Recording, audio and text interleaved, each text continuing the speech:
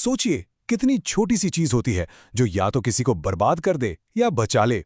ये एक सिंपल सा सवाल है, लेकिन ये एक ऐसी कहानी के दिल में बसा है जो हमें प्राइड यानी घमंड और किस्मत के बारे में बहुत कुछ सिखाती है। हेलो दोस्तों और स्वागत है आपका। आज हम लोग एक बहुत ही famous short story Guy de मॉपसन की द नेकलेस का पूरा एनालिसिस करने वाले हैं। हम इसकी गहराई में उतरेंगे और हर छोटी बड़ी बात को समझेंगे। तो चलिए शुरुआत करते हैं राइटर से। इनका नाम है गाय दे मॉपसेंट। ये 19th सेंचुरी के एक फ्रेंच राइटर थे और इन्हें शॉर्ट स्टोरी का मास्टर माना जाता है। इनकी खासियत क्या थी?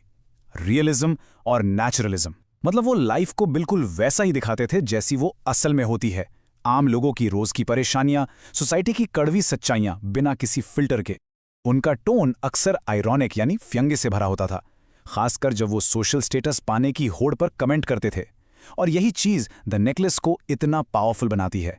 अच्छा, तो इस पूरी स्टोरी को आसानी से समझने के लिए हमने इस एनालिसिस को 5 सेक्शंस में डिवाइड किया है।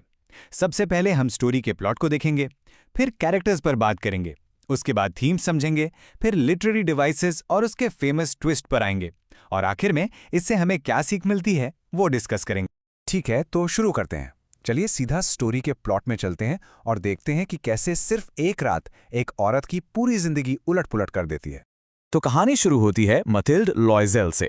वो अपनी सिंपल सी लाइफ से बिल्कुल खुश नहीं है। उसको लगता है कि वो तो ऐश व आराम के लिए पैदा हुई है। अब होता क्या है, उसके हस्बैंड को एक बहुत बड़ी पार्टी का इन्विटेशन मिलता है, पर मथिल्ड खुश होने की जगह दुखी हो जाती है। क्यों? क्योंकि उसके पास पहनने के लिए कोई ढंग की चीज नहीं है। खैर, उसका हस्बैंड अपनी सारी सेविंग्स लगाकर उसे 400 फ्रैंक्स की एक नई ड्रेस दिलाता है, पर मथिल्ड अभी भी सैटिस्फाइड नहीं है। तो वो अपनी अमीर दोस्त मैडम फॉरेस्टियर से एक डायमंड नेकलेस उधार ले लेती है। उस रात पार्टी में मथिल्ड को लगता है जैसे उसका सपना पूरा हो गया, लेकिन जैसे ही वो घर लौटती है उसे एहसास होता है कि नेकलेस गायब है। और बस यहां से उनकी जिंदगी का सबसे बुरा दौर शुरू हो जाता है। अपनी इज्जत बचाने के चक्कर में वो सच बोलने की जगह वैसा ही एक नया नेकलेस खरीदने का सोचते हैं, और उसकी कीमत पूरे 36,000 फ्रैंक्स। इस कर्ज को उतारने के लिए अगले 10 साल उनकी जिंदगी एकदम बदल जाती है। गरीबी, सख्त मेहनत, सब कुछ। वो अपना घर बदल लेते हैं, मेड को निकाल देते हैं, और मथिल्डे अब सारा काम खुद करती है। 10 साल बाद जब कर्जा चुक जाता है, तब तक मथिल्डे की सारी खूबसूरती और जवानी जा चुकी होती। चलिए अब थोड़ा कैरेक्टर्स को अच्छे से समझते हैं जिनके डिसीजंस ने इस पूरी ट्रेजेडी को जन्म दिया।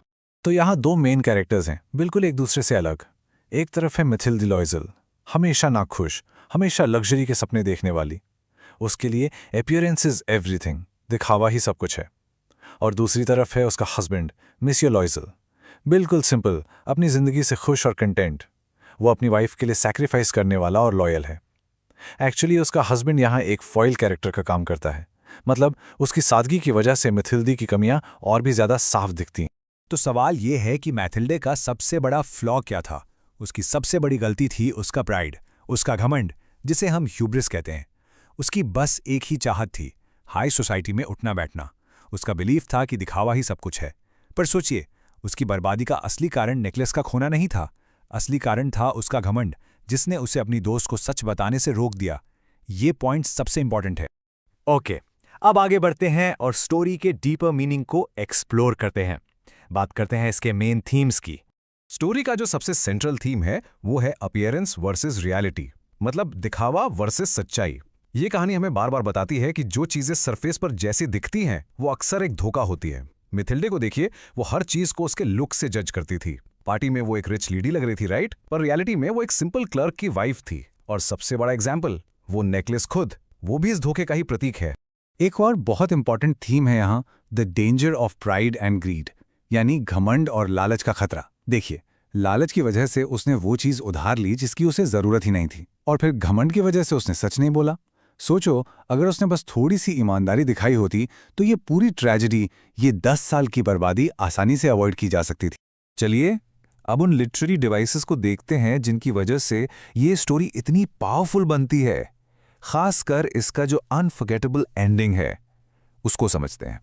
इस स्टोरी में सिंबल्स का यूज बहुत कमाल का है। सबसे पहले तो नेकलेस खुद, ये झूठी दौलत और धोखे को रिप्रेजेंट करता है। फिर है आईना, मिरर, जिसमें मथिल्ड बार बार खुद को देखती है। ये उसकी वैनिटी, उसके सेल्फ ऑब्सेशन को दिखाता है। और वो बॉल, वो पार्टी, वो एक खूबसूरत सपने जैसी है, एक इल्यूजन जो बस पल भर के लिए था और फिर टूट गया। ये सारे सिंबल स्टोरी के थीम्स को और गहरा बना देते हैं।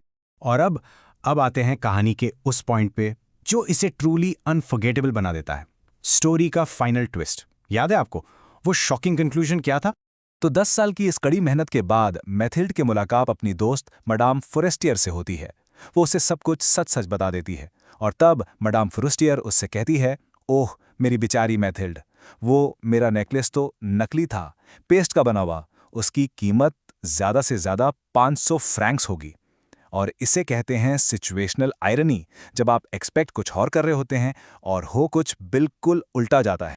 जरा इस नंबर के बारे में सोचिए, 36,000 फ्रैंक्स। ये वो कीमत थी जो उन्होंने अपने प्राइड के लिए चुकाई। और उस नेकलेस की असली कीमत सिर्फ 500 फ्रैंक्स। 10 साल की मेहनत, पूरी जवानी एक ऐसे झूठ के लिए बर्बाद हो गई जिसकी कोई वैल्यू ही नहीं थी। ये जो डिफरेंस है ना, यही इस स्टोरी की ट्रेजेडी को इतना पेनफुल बना देता है। तो आखिर में इस पूरी कहानी से हमें क्या सबक मिलता है? चलिए इसके मेन टेक अवेज को समराइज करते हैं। तो देखिए, इससे कुछ बहुत इंपॉर्टेंट लेसन्स मिलते हैं। पहला कि अपीयरेंसेस यानी दिखावा हमेशा धोखा दे सकता है। दूसरा, घमंड आपको बर्बाद कर सकता है। तीसरा, ईमानदारी ऑनेस्टी किसी भी स्टेटस से कहीं ज़्यादा वैल्यूएबल है। और आखिरी कि हमारे छोटे छोटे फैसले भी बहुत बड़े लाइफ चेंजिंग कॉन्सिक्वेंसेस ला सकते हैं। लेकिन यहाँ एक क्रिटिकल सवाल भी उठता है, क्या मिथिल्डे एक सिंपैथेटिक कैरेक्टर है? क्या हमें उससे हमदर्दी होनी चाहिए?